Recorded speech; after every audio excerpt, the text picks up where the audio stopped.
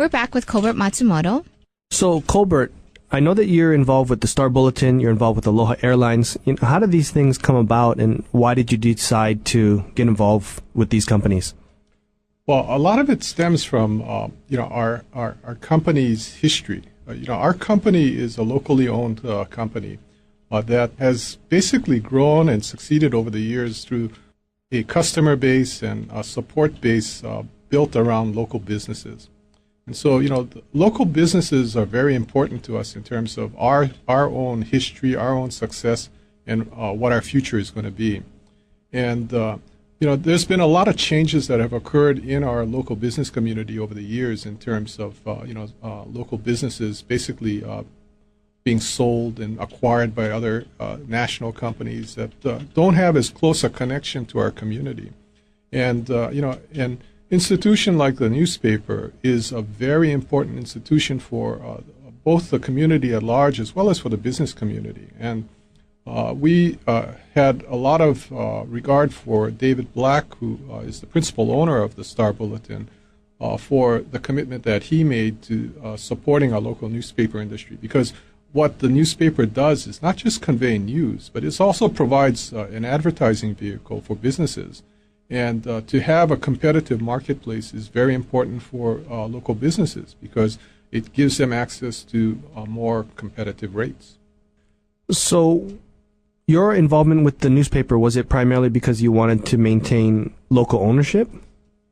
Oh, definitely. I think that having local ownership of media is very important because I think that you can't help but have some impact on the character of the organization by having local input and local management. So how do these things come about, though? I mean, when you look at your involvement with Star Bulletin, there's a number of people that kind of got together in Hawaii. We call that a hui.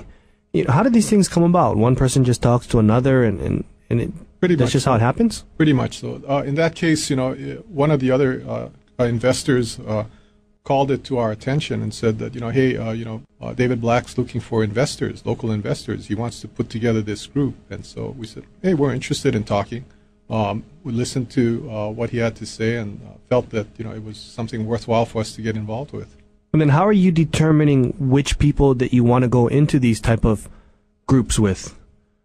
Well, I think like with any business undertaking, you want to understand, well, what is the philosophy of the people behind the business? What are their objectives? And make sure that, your own objectives and philosophy and values are aligned with that.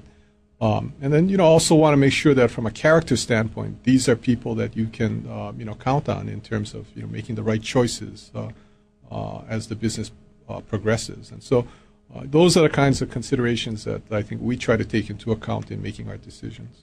And so do you consider mostly the people and the relationship or the idea behind what they're trying to do? I would say that, the idea is always really important, but, I think that we probably give as much weight, if not more weight, to the people because, ultimately, a good idea is only as good as the people behind it. And so the character of the individuals behind any deal or any venture is really very important. And would you be able to give us some tips for you personally, how would you get a feel of someone's character, how they are as a person, rather than just what they present at, say, a meeting? Because, everyone's putting on their best face when they're meeting. Well, I think that that goes back to, what I indicated about, local people being much more attuned to nonverbal signals. Yeah, I think that a lot of it has to do with that. Person's body language, about how they, articulate things, how they react to certain situations. You want to, try to get to know your partners as best as possible. Yeah? And so there are a lot of different ways people do that, in terms of how they interact with them. But you also want to, rely on references. And so, fortunately, we live in a pretty small community where you're able to ask people, oh, so what's the deal on so-and-so, and what was the experience somebody had with somebody else in working with them. And so I think that, you want to use as many different sources of information as possible to, get a fuller picture of people that you do business with. Thanks for tuning in. Stay tuned for more on Greater Good Radio.